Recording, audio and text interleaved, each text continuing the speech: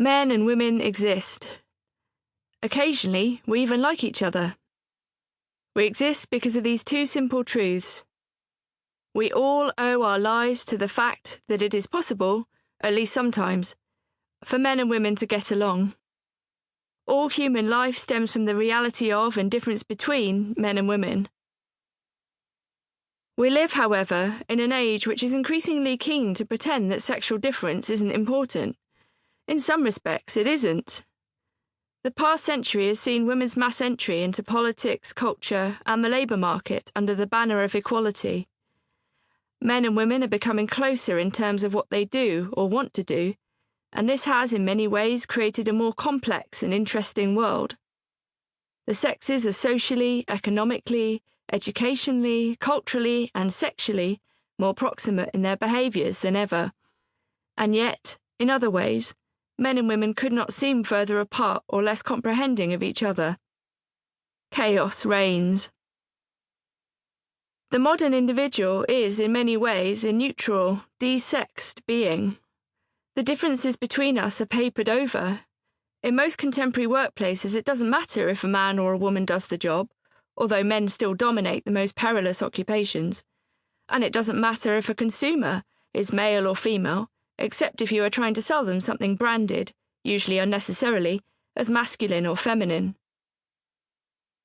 We live at once, paradoxically, in a sexualized culture and a world that would like to forget about sex.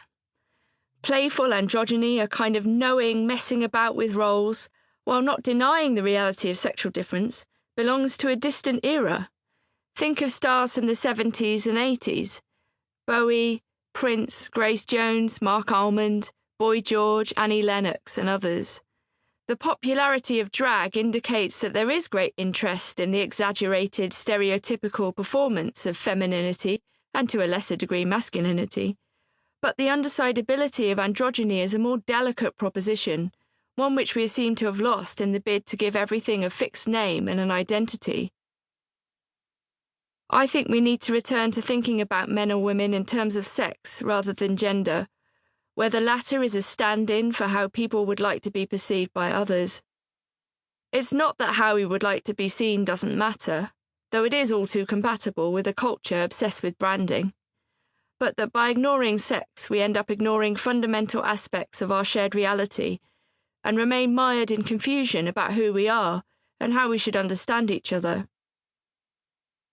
Human beings always seem to live in one state of confusion, crisis, or chaos, or another, but lately our collective relation to biological reality appears to have been shattered completely in favour of something else, a gender identity. That is to say, an inner feeling that one is a man, a woman, neither, both, sometimes one and sometimes the other, or something else entirely, and that this identity need not bear any relation to biological sex whatsoever.